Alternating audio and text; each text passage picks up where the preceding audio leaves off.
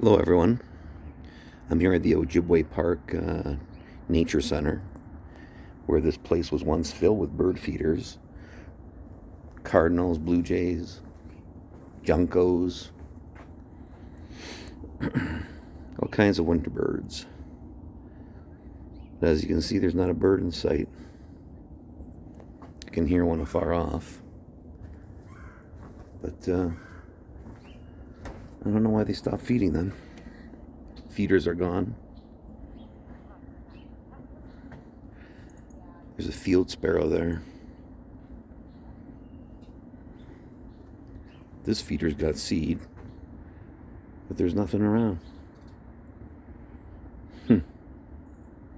Very strange.